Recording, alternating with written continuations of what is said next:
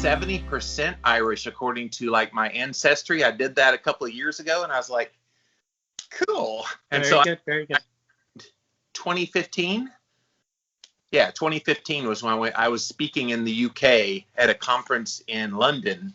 And I'm like, I'm coming all the way to the UK. I'm going to Ireland. I'm going to Scotland. So it was a fun time. Very rainy the whole time. I suppose that's normal. Did you actually get to Ireland? Yeah. Oh, great. Yeah, it rained the whole time. It was nice and lush green. I did all the touristy stuff. Yeah, good. They had an Airbnb right across the street from a brewery, which I know they're everywhere in Ireland. Yeah. Where was it? What part? Oh, I knew you were going to say that. Say some of the big cities. Cork, Limerick, Galway, Dublin. Dublin. Oh, good. Yeah, that's our capital city. Yeah. Yes. So, we stayed with a nice couple that was had an Airbnb in their house. They just lovely. Yeah. Just wanted to meet people from around the world, and a lot of Americans come, and so they're like, "What do you do?" And I'm a low carb advocate, and she's like, "I'm a vegan," and I'm like, "Oh, this is going to be interesting conversation." Very good. Very good. And hence your affiliation to Kerrygold butter. Yes. Kerrygold butter. It's very popular all over the world. Absolutely. Well, it started right there. So yeah. Well, guys, this is Cathal Butler. He is a researcher looking at ways that help people manage weight, but it's like off the beaten path of anything you've ever heard before, which is why he's on the show here today. Cathal, thank you for being here today. Tell me a little bit of like your education background and any other things about what you're doing. Sure. First of all, I have absolutely no qualifications in the health field, so I just need to be clear on that.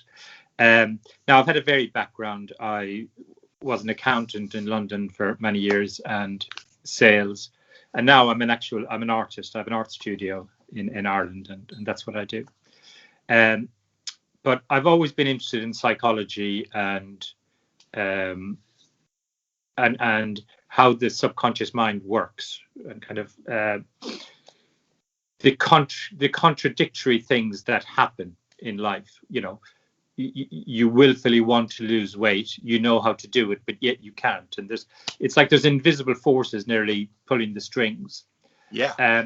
So I came up with an idea. I lived in Northern Ireland for a while, a few years ago, and I came up with an idea to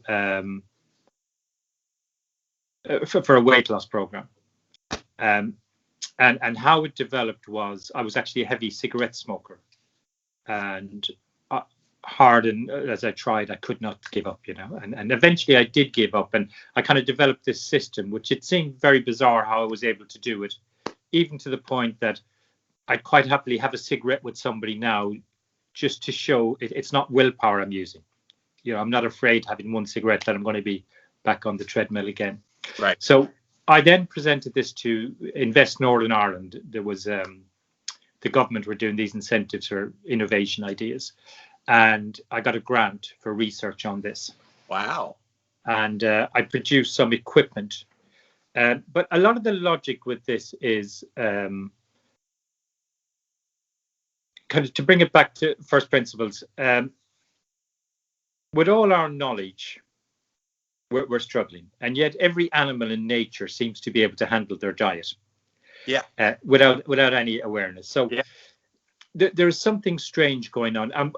Part of the reason, in my opinion, is once the subconscious mind, how and why it gets to believe you should be 300 pounds is a kind of a separate thing. But once it believes you should be 300 pounds, it literally compels you to be there.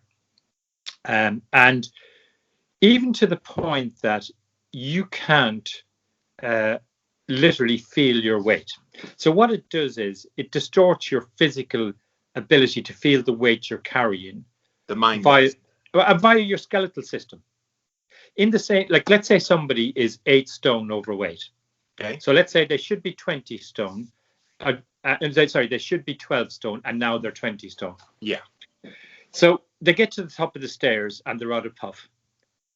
They're not thinking, I am overweight and this is why I'm out of puff. They're just physically thinking I'm out of puff. There isn't a correlation between the weight they're carrying continually. So if I gave that same person 2 carrier bags to carry all day, every day with 4 stone in each, they would stop every 5 minutes with their knuckles going white. Yes. You know? And so really and truly, if you could feel the weight you're carrying in the same way as if you had carrier bags, that in itself would literally go a long way to. So let's stop there. Yeah. Why don't people feel it? Okay. Now, this is where it gets interesting. The reason why is, whether you like it or not, your subconscious mind believes that's where you should be now. And so if you imagine everything in life, there's nothing kind of stable. Everything is a trajectory. We're going one way or the other. Somebody's on their way towards depression, or they're on their way towards happiness, but we're always in transit. And in a sense, your subconscious mind, it's nearly like, think of your own AI system. So it's working on your behalf. Now, you could project any logic you want onto it, whereby it thinks there's going to be a famine and it's preparing you for this famine. It doesn't really make a difference what the logic is. The point is that's where it believes you should be. And so it drives everything to keep you there. In the same way, you look at people who go on these shows, reality shows, and dramatic weight loss. And so now let's look at it again. Now they're down to 12 stone. They were 20. So they're at their correct weight. And when they fall off the wagon, do they go to 13 stone and stop? Or do they go to 15 stone and stop? Or do they go back up to 20? Statistics say 95% go all the way back up and even then some. Yeah. And so that is showing you that's what you're fighting. Yeah. So the question then is, can you alter that part of the brain? And yeah. I believe you can. But you literally have to learn the language of the subconscious mind. You can talk to it all you want. You can cry yourself to sleep, the alcoholic who's lost everything. Mm-hmm. Yet it will still drive you to, so there's no communication. Well, and the psychological aspect, I love you're hitting on this, but I want to bring to the listeners' attention also the physiological, because we know from some research that the fat cells, even as you shrink them and become smaller and go from 20 stone to 12 stone, which I think a stone is like 14 pounds for those. Yeah.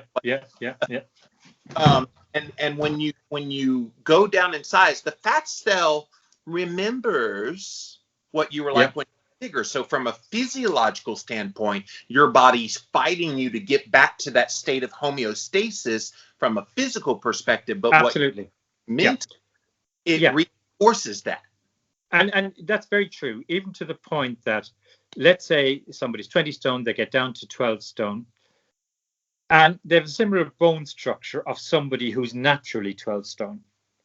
And let's imagine they both need 2,000 calories a day. Sorry, the person who normally is 12 stone needs 2,000 calories a day to keep them there. Right.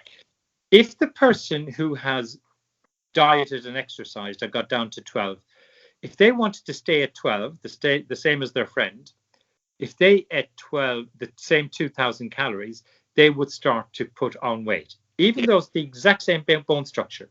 Yes. And because what you're saying is true, what the body will do is, because it wants to get back, it will literally start altering your metabolism to store some of the weight. Right. And so for that person to stay at the same weight of 12, just in that analogy, they would need to eat 1,700 calories every day.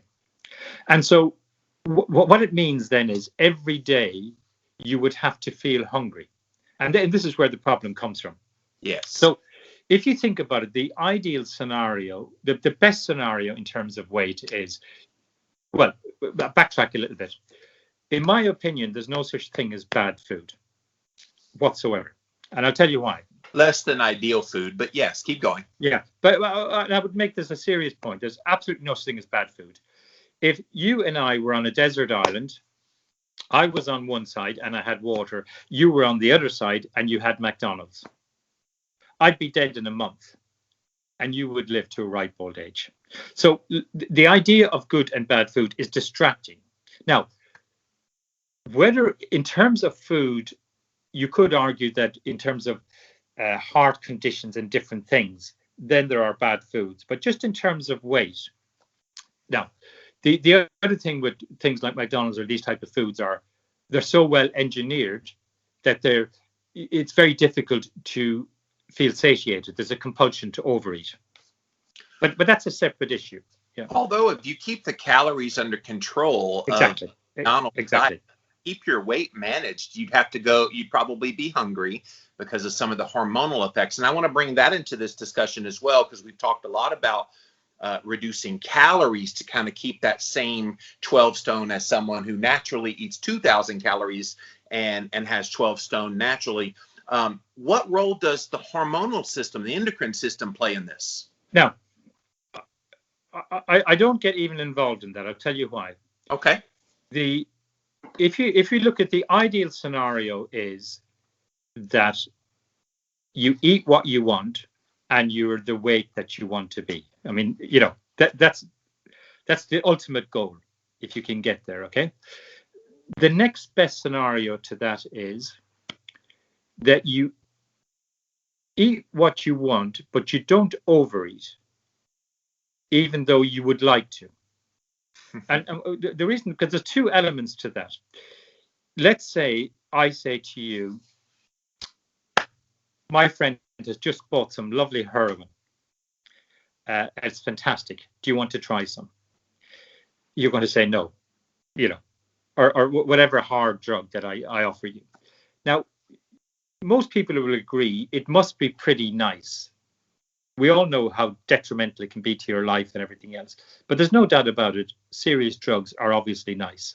There's a compulsion for people to do them. For a moment. Yeah. But there's nothing that would make you even attempt to try it. The insanity. I don't care how nice it is. The insanity of trying it. We just wouldn't do it. So that's a case of willpower, whereby your subconscious mind and your own desire match. And that's a very powerful thing. You're on the same page. Where the problem is with diet and exercise is your subconscious mind wants one thing and you want something else. So it's willpower.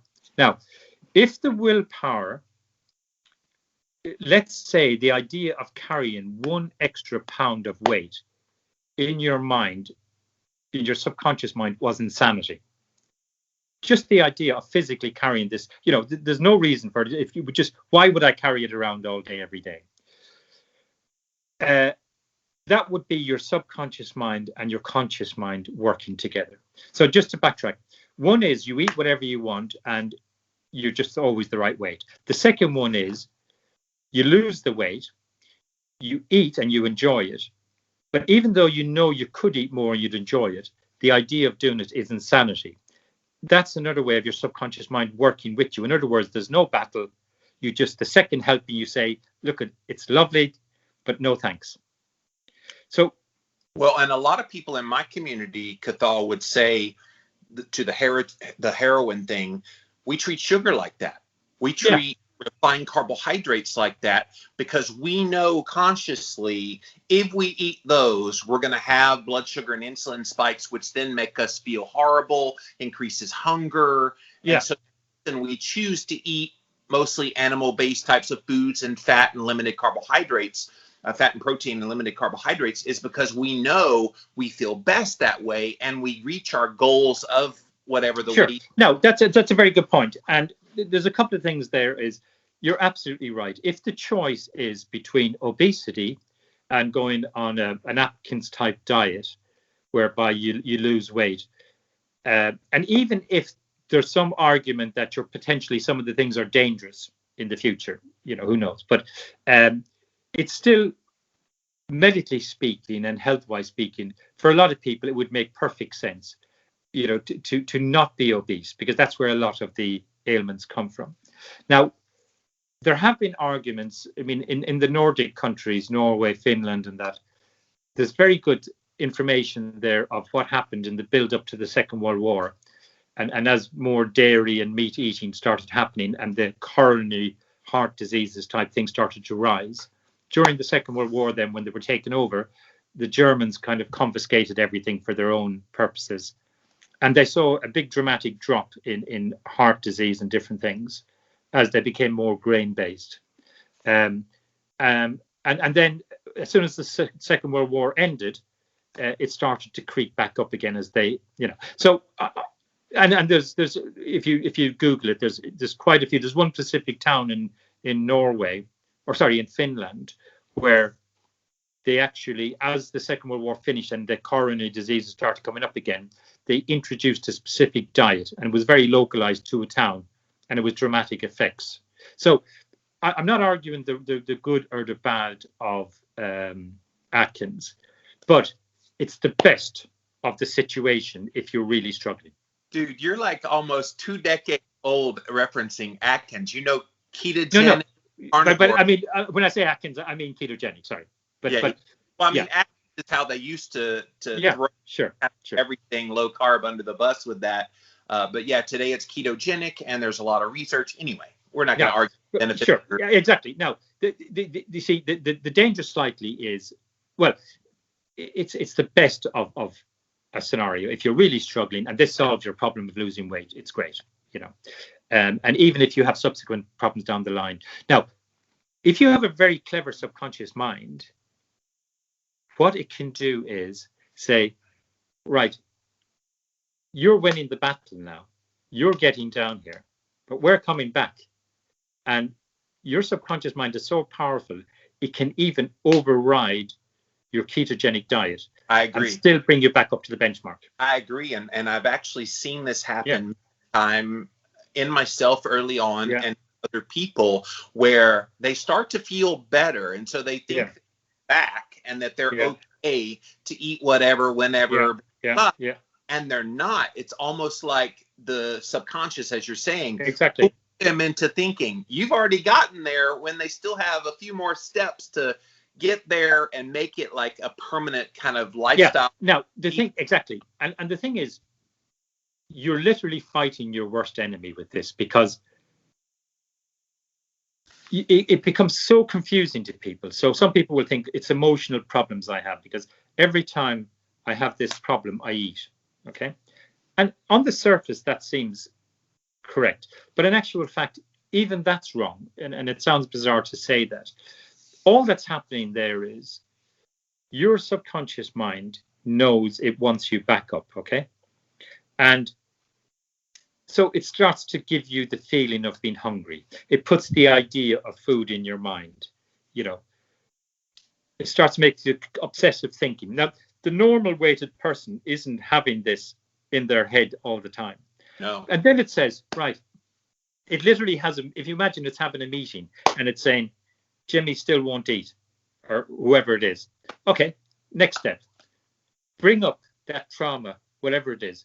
Just bring it up. And all of a sudden, that's in your head. Now, you think then, because you go off and eat and binge, you think that was the reason. It wasn't the reason.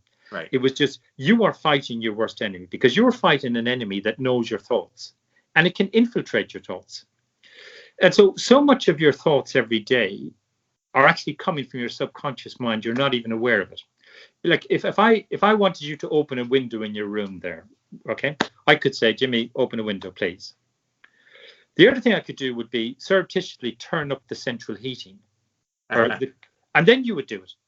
But and you would think it was your idea. Yeah. And so that's how powerful your subconscious mind is. If you think of how powerful it is, it knows every single atom and cell in your body. If you cut yourself, think of what's happening is your subconscious mind is running the whole show to, if I cut myself on my finger, to fix that cut. So what it's doing is it's sending down blood clotting agents to stop me bleeding to death.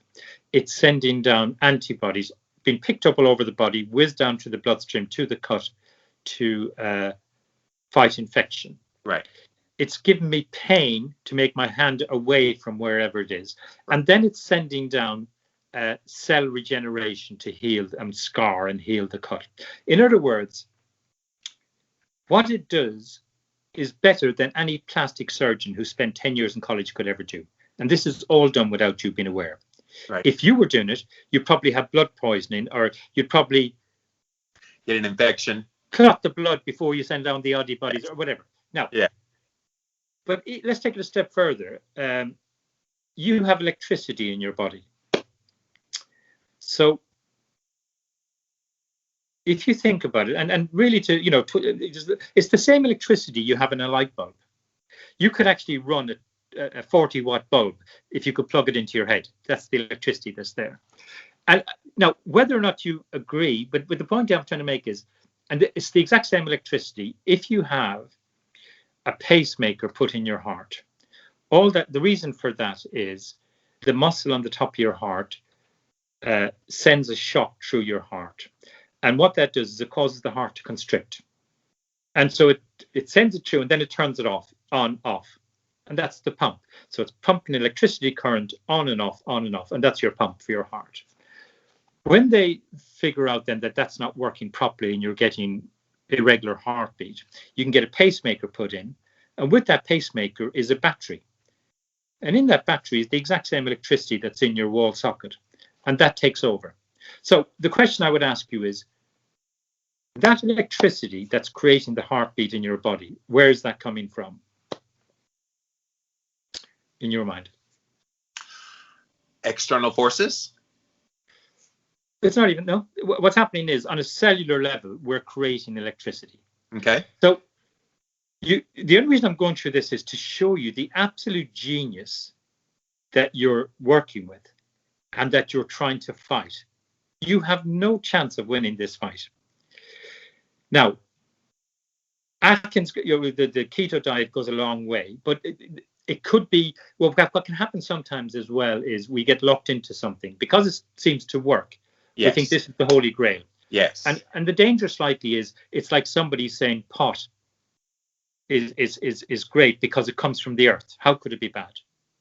You know, there are people who say that. Exactly. And that's what I'm saying. So the next thing to say is, we're continually running our subconscious mind that's running these programs, and it's creating electricity, it's healing cuts, it's doing everything. So it knows exactly. So really, if you want to solve this problem in any way, you need to get your subconscious mind on board with you. And all that's happened at the moment is, if you imagine your subconscious mind is spinning plates, and so each of these spinning plates is a different survival instinct. And all that's happening is the food one has grown too big, and it's taken over other parts of your survival instincts.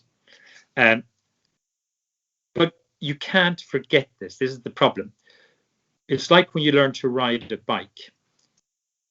It's more than just learning to ride a bike. It's actually your subconscious mind learns. You think you've learned, but really you haven't, because once your subconscious mind learns, I didn't cycle a bike for 20 years at one stage, and I hired one for a weekend, and I thought, oh, I wonder, can I still ride it? 2 seconds later, you can ride it. Of course. So imagine your subconscious mind, you can never change it, and that's why you have this endless battle for the rest of your life. And you either do something like keto, and you're lucky and it works, or you're unlucky and your subconscious mind is too clever and starts to override it.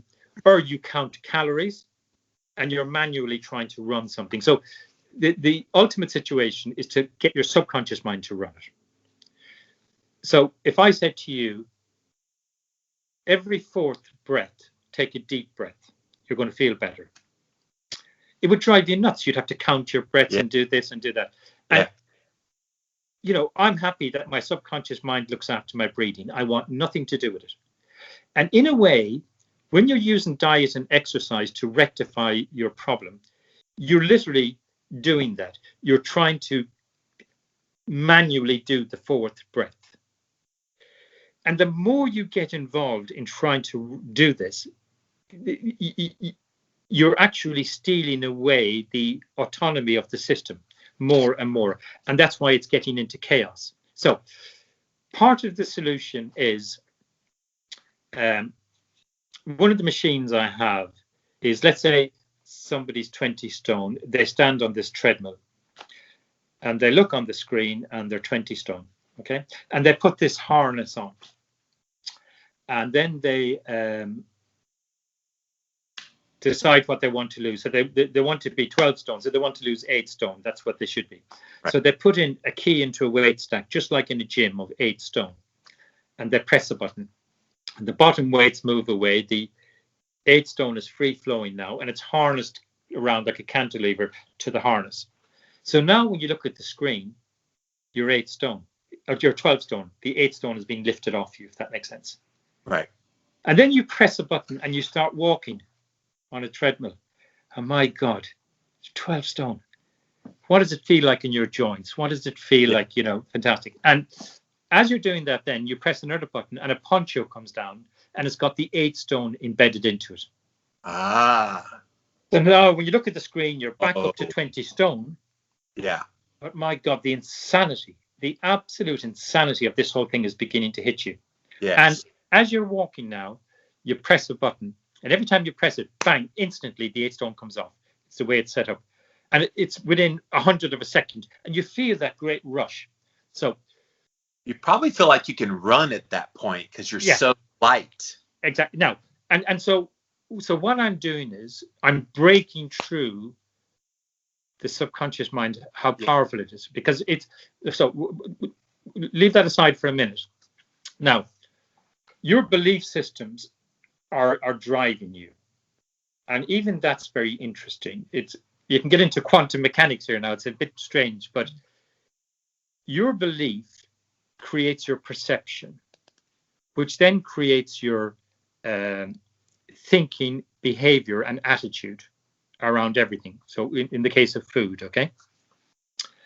And so really and truly, it's your belief. We're all in the same physical world, but we actually live in the world slightly differently in our beliefs. And your beliefs are very powerful, and they're virtually intangible. If somebody, often say to somebody, if you're brought up a Christian and you're adamant about it and you're, very religious and everything, truth of the matter is, if you were brought up in the Far East in a Muslim family, you'd be the exact same, except a different, and that's how powerful and irrational beliefs can be sometimes. So then the question is, and this is trying to understand how the subconscious mind, how you could learn a language to be able to speak to it. And if you think of fashion is a very good example of how your subconscious mind and your beliefs can be manipulated without you even being aware. So if you take 1977, I had hair down to here, wide collar shirt, flared trousers, zip-up boots with heels that size. Yes. Now, the point about it was, and when I would look in the mirror on a Saturday night going out, I think, oh, I look good, bang, I'm out. Yeah. Everybody else is dressed like this, and that's why I look good. It was a belief system. Now, if I wore the same clothes today, I would look ridiculous and I'd laugh at it. But the point about it is, in 77, people my age then, although they wouldn't have had the extreme fashion that I had, they would have, because I was a teenager, their suits, lapels were a bit wider, their hair was a bit longer, their sideburns were a bit longer. So it's not right to say that your age changed it. All that happened was, through the manipulation of the fashion industry and magazines and everything else, your belief changed. Yes. And so... Hey guys, I'm all about healthy nutrition, and I have a brand new product I want to tell you about called Athletic Greens. This is not just a multivitamin. It has 75 essential elements that you want to have in your diet, from probiotics to greens to digestive enzymes to prebiotics. There's so many things that they pack into the Athletic Greens. The main reason why I love them is it puts it all in one place. Like literally you'd have to a la carte buy all of these different supplements, and they do it all in one package.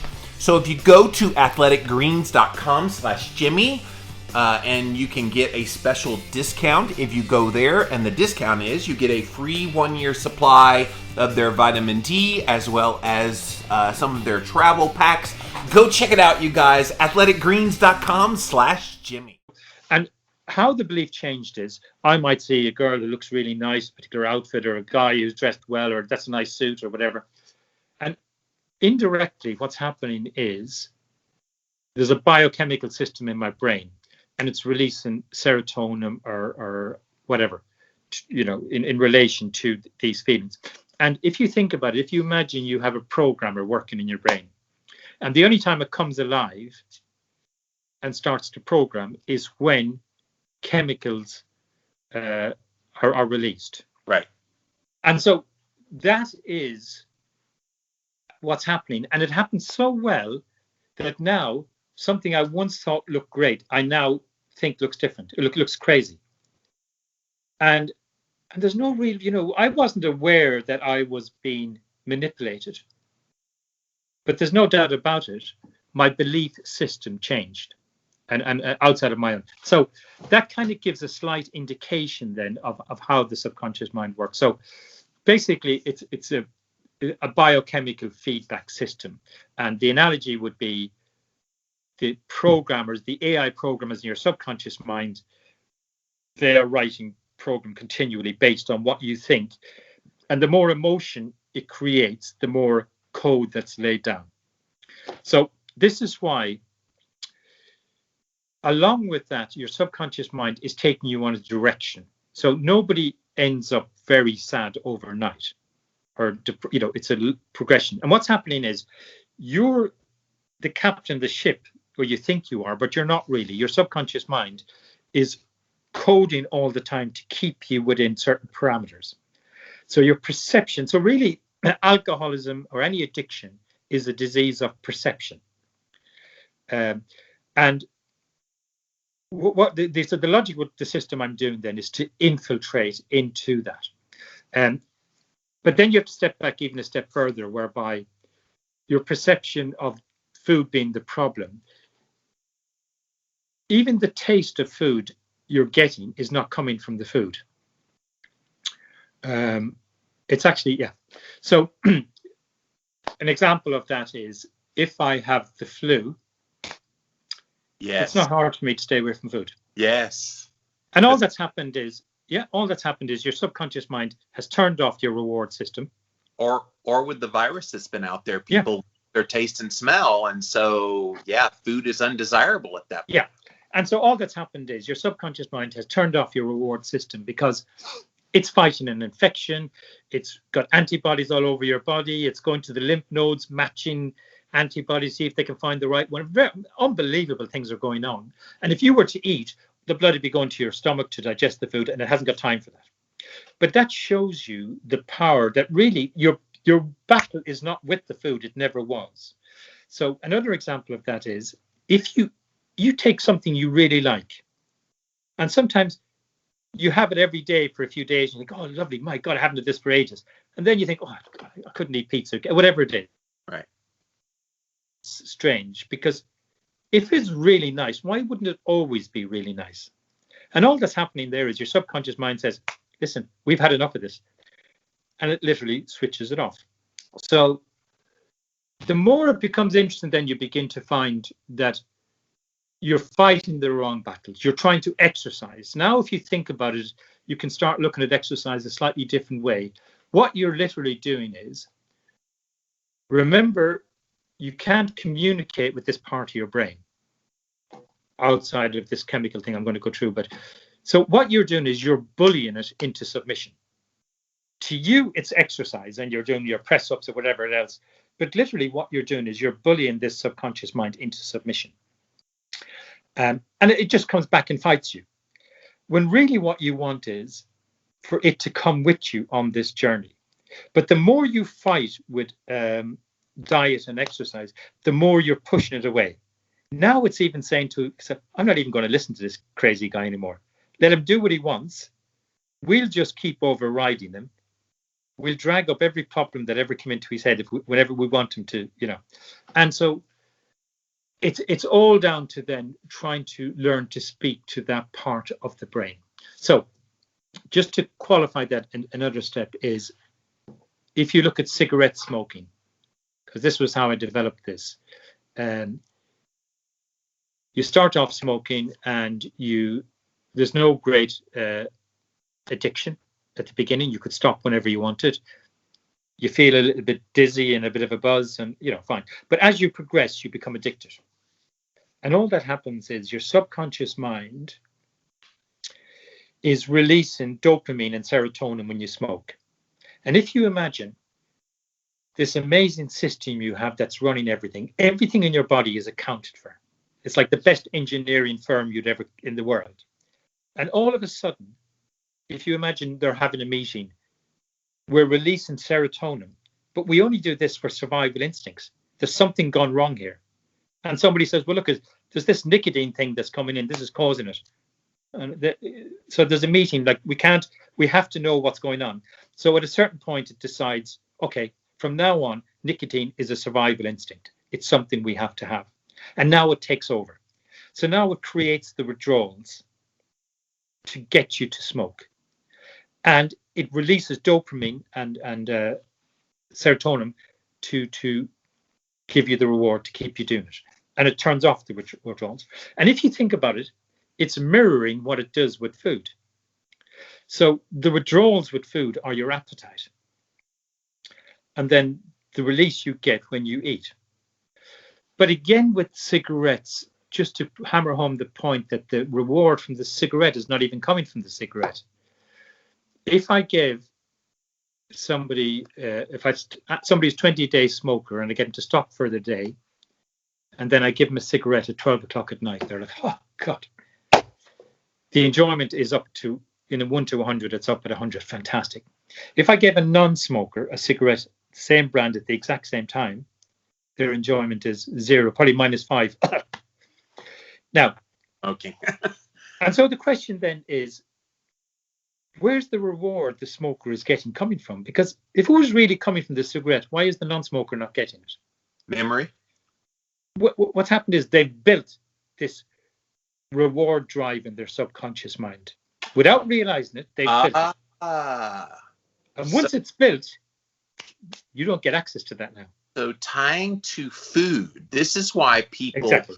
fall off the wagon and go back to junk food, because they have that experience deep within their subconscious of, I feel good when I have that thing. Well, it's not even, it's more than that. So just to go back to the cigarette, even the person who got a great kick out of the cigarette, if I gave him 3 in a row, the first one was fantastic. The second one was nice. Third one, I don't really want this.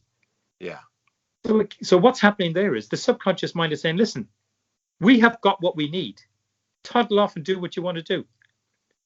It won't even let you smoke the 4th one because you know you won't get anything from it. Now, what's happening is your subconscious mind, if it's working properly and all the drivers and everything are working and you're 12 stone and your diet matches that.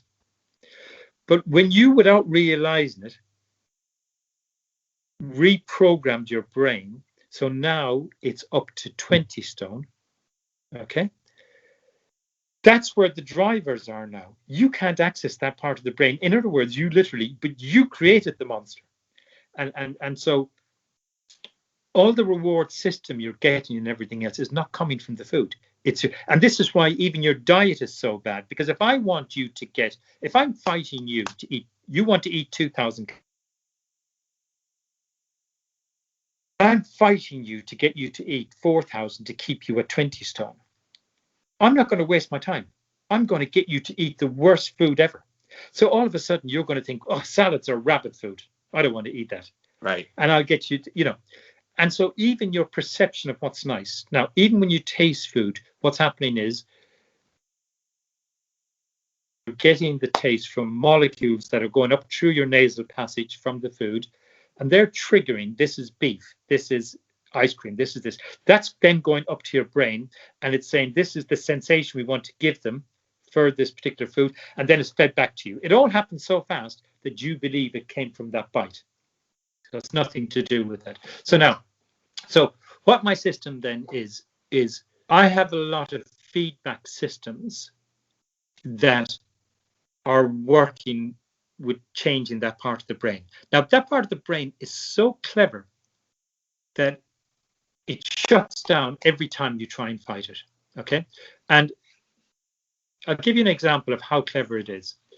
If I could hold my breath, okay, and I could hold it long enough, I would pass out. Okay. Yeah. Nothing bad would happen. I'd involuntarily start breathing and I'd be back fine. Okay. But my subconscious mind won't let me ever do that, because if I hold it, at a certain point, it will take over, shut down everything and say, he's going to breathe. And I breathe. Now, we used to play this game when I was young, and I would never advocate it for anybody, but it was a crazy thing. What we would do is you get somebody to hold their breath. We're only 8 or 9 years of age, hold their breath. And then we come around behind them and we'd squeeze their chest. Ooh. Yeah, crazy. I know. But anyway, what was happening was you're stopping the blood flow to the brain. Yes. And you're effectively stopping the oxygen. So all that would happen is you'd get dizzy and you'd faint, and we'd let them down. And then in a few seconds, they'd go, back again. And we thought this was the funniest thing we'd ever seen.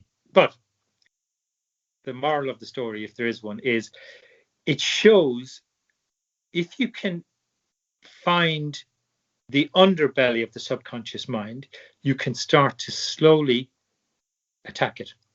Okay? Because every which way, if I tried to hold my breath, it knew exactly what I was doing, and it shuts it down to the point I just gasped for a breath. But this way, it didn't know what I was doing. It didn't know that I was indirectly stopping the oxygen. And that's why, okay. So all my systems then are based around things like that machine that are breaking through this system, you know what I mean? So eventually, the analogy I would use is, we take the cigarettes, for example. You're going into a boxing ring and you're trying to give up. Now, you're doing all these trigger exercises that I'm doing, which are nothing to do with diet and exercise. If you eat a tub of Haagen-Dazs ice cream at 4 o'clock every morning, keep doing it. That's of no interest to me. You know, enjoy your food, eat whatever you want. But these triggers that I get people to do, like that machine, start to change your subconscious mind. Okay. And the more I can do that, eventually your subconscious mind starts to agree with you. So let's imagine it's cigarettes. You fall off you start doing these things I'm doing, and you fall off the wagon, and you're back in the boxing ring with cigarettes, and it just beats you up or whatever, and you're off the wagon again, and you try and give up again, and each time you fall off the wagon, the fight becomes less, because what's happening is, even though you're not aware of it, and all these things that I'm triggering to do don't seem to have any effect, they are creating, if you think about it, when that weight comes off in that machine, and it's a great feeling, that literally the AI programmer is programming from that. And if you imagine, if you think you don't want to eat more, that program that you're coding is so weak that this ongoing AI program is overriding these things all the time. So your perceived willpower is just getting written off. But these little triggers that I'm getting you to do during the day, which are mimicking that weight coming off, if you imagine, that's creating an emotion in your brain, and this emotion is creating the coding, for the want of a better expression. And so the end result is, when you go in for the 15th round, in other words, you've fallen off the wagon, there's nobody to fight. Your subconscious mind had a tipping point where, because you, through the underbelly, kept attacking it without it realizing, it hadn't got the defense to fight you because it really didn't know what you were doing. All of a sudden it's flipped, and now it actually agrees with you. So now it agrees the insanity of putting tar in your lungs to make you feel happy is crazy. Now it feels the insanity of eating 30% extra food every day to literally keep my excess fat alive is insanity. And your problem is literally solved. So it's a completely different way of looking at it, you know what I mean? But it's so enjoyable, because the first impact you get is you actually get totally annoyed with this. What was I thinking? Well, and let me throw a wrinkle into this, because I think part of the subconscious is what you were talking about earlier of how we have beliefs that are. And so, especially in our culture and definitely here in America, around the world, it's been believed that fat is an enemy in your diet, that you need carbohydrates so a lot of that kind of swirls in that subconscious as well, of why people think they need to avoid certain foods, think they need to eat certain other foods. Does that play any role in your system at all? In a sense, it doesn't. It doesn't. I'll give you another way of looking at it. My objective with this is you eat whatever you want, right. Because remember that analogy at the beginning, if you have a McDonald's on your side of the island, so as long as you eat the right amount of calories at McDonald's, you're going to be slim. You know what I mean? So, but what happens with this is, because part of the feedback system that I use, you start to become very aware of the insanity of what you're doing. So indirectly, your food choices start to change. And as your food choices start to change, your reward system changes. So what once seemed like a great idea now doesn't, in terms of eating. But the end result with this, it was a lovely program where they did a experiment in the States or in the UK, where they got people who were perfectly normal weight and they made them go up like 1.5 stone or 2 stone, and just got them to eat, students got them to eat everything and anything. And the fascinating thing was, they were getting all these pizzas, they had to eat so many calories. So at the beginning it was great, but nearly all of them were at the end were saying, God, I can't wait to go back to my normal diet. And all that went was, and this shows you the difference between somebody whose subconscious mind believes they should be this one or this one. So in other words, their subconscious mind believed they should be 12 stone. They were being pushed up to 14. Yeah. Because their subconscious mind believed they should be 12, it literally brought them down straight away. So with this system, imagine you have a blowout and you were so confident in your new set point being done in your subconscious mind that you weren't even worried, because you knew it would limit your desire for food over the next few days to get you back to there.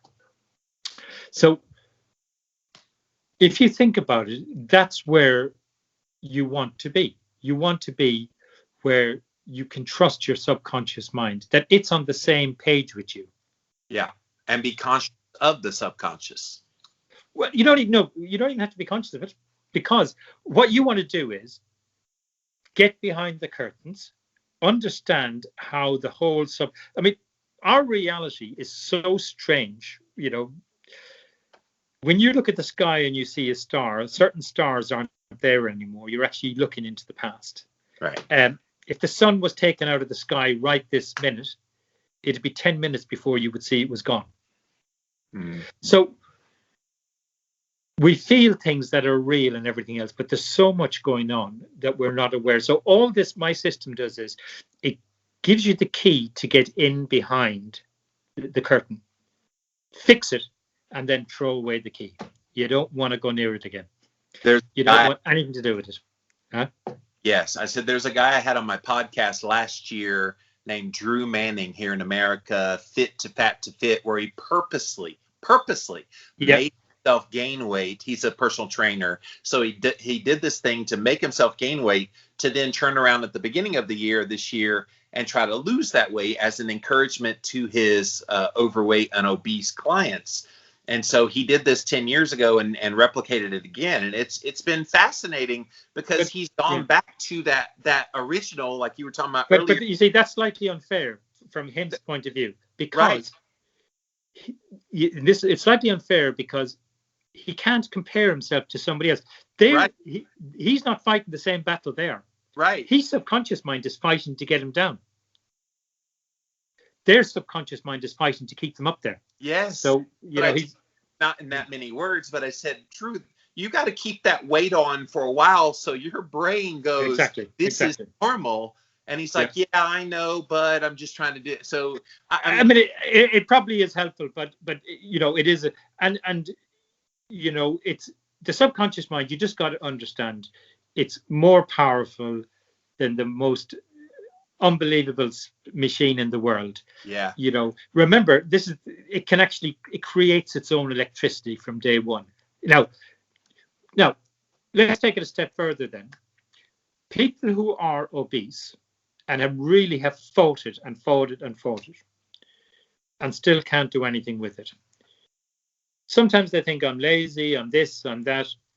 And in a sense, it's none of those things. In actual fact, in a bizarre way, you're too intelligent. Now, this will sound a bit crazy, but if we measure genius in terms of a famous artist or, you know, Maradona as a footballer, if somebody said to him, how did you know in 1979 to be on the left side of the goal when the ball went over the shoulder or whatever?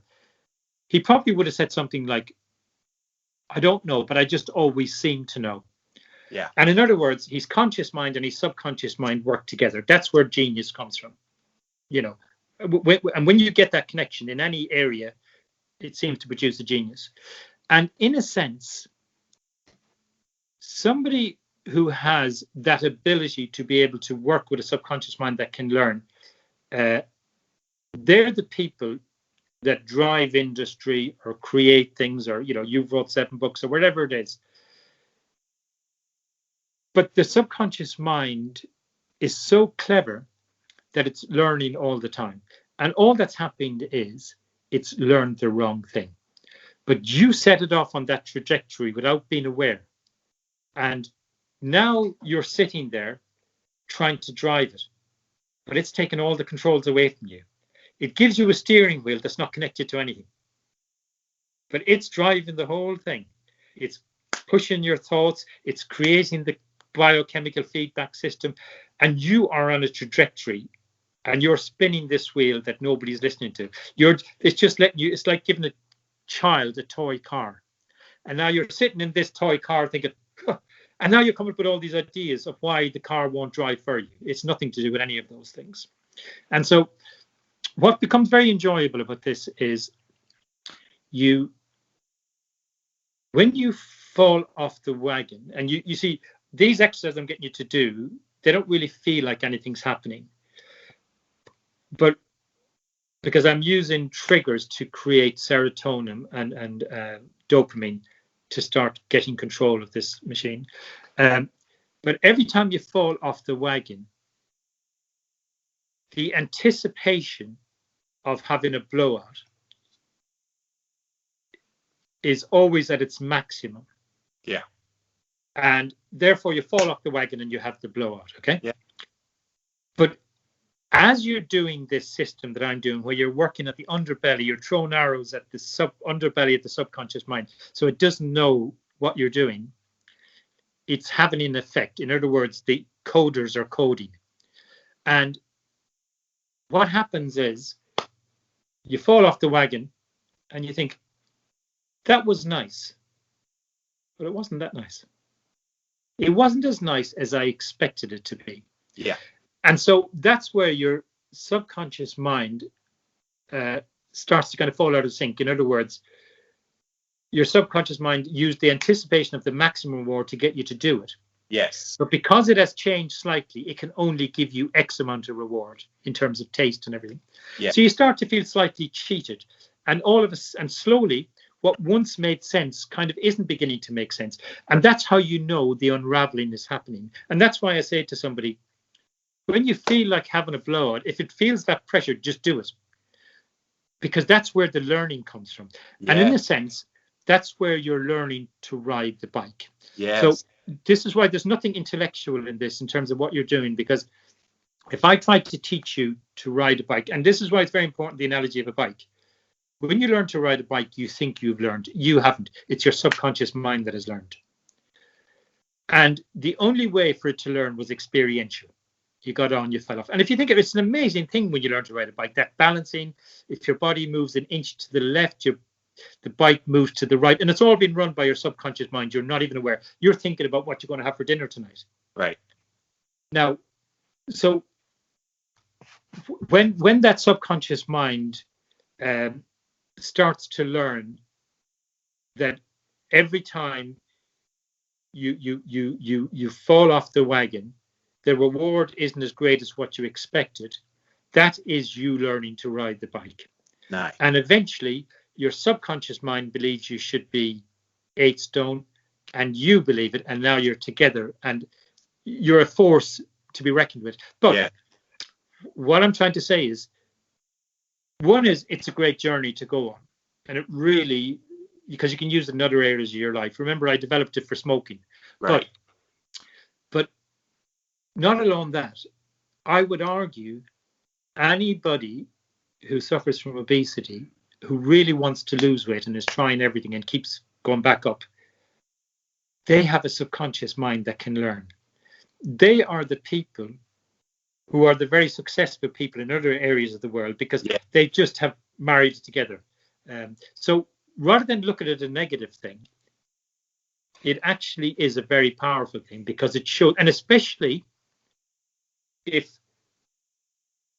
you're one of these people who has gone on the keto type thing, lost it all, and then you're still following it, you're putting it back on, your subconscious mind shows how much it can learn and how fast it can override what you're doing. And so I would look at it, in other words, if you'd said to me, I would say the most intelligent people in terms of not IQ or just in terms of that kind of genius connection, right, are people who really suffer from obesity and different things because, or alcoholics or any of these people, because they have very powerful subconscious minds that can learn and go off on their own. So I rest my case, Your Honor. Very well put. By the way, we haven't mentioned the name of the system. It's the Adventure Weight Management System, AWM. That's what's currently in. And the reason why it's called that is, I don't want it to be, and that's why I say eat what you want whenever you want. And in actual fact, at the beginning, I encourage you not to exercise. Right. Because you know, in a sense, you're bullying the subconscious mind. And that's another area of your subconscious that needs a separate rewiring and kind of reshaping. Well, it's not even that, because all that happens is, like, I would, you know, it's nice to go for a walk and things like that. But you're right about that. But anything that's creating stress or anything like that, all you're doing is, well, I'll give you another example. There's a famous horse trainer. I can't think of her name now, but she teaches how to ride horses without a bit, you know. And she lived with herds of horses in some ways, and she watched how the horses communicate, how the head of the herd disciplines the younger horses and different things. And she uses this system with training horses, and it's fascinating to watch. And so there's two ways we'll say of training a horse. One is you beat them into submission. Right. Or two, you use her system, which a lot of the stuff she's doing is counterintuitive. But the difference at the end is both horses are capable of riding. Right. But one of them, as soon as he sees you, he runs over to you. Yeah. He can't wait. Yeah. And so when you use exercise to try and exercise is great, and I do certain things with stretching and everything, and that's just to release tension in the body and things. But if you use exercise to lose weight, it's insane, because all you're doing is whipping that horse to get him to do what you want. Right. Remember, the idea of this whole system is to get the subconscious mind to work with you. And the more it trusts you, in a sense, you know, and the more you fight it, the more, you know. So it is a separate thing. But in terms of exercise, if you really want, the first thing is to get your weight balanced, whereby it's one of two things. You either eat what you want and you're always okay, whether you exercise or not in terms of weight, or two, you eat a certain amount, but the idea of overeating is insanity. Yes. And it's not willpower. It's just take it away. Yeah. Man, this was so good, Cathal. Thank you so much for joining. You're very welcome. And sharing this. guys, be on the lookout for the research. I'll definitely share about it. I'm sure Cathal will send me any studies that get published. But thank you so much for being here today. Really thoroughly enjoyed this. And this is way off the beaten path of anything I've ever talked about when it comes to weight management and diet. So thank you so much for being here today. Great.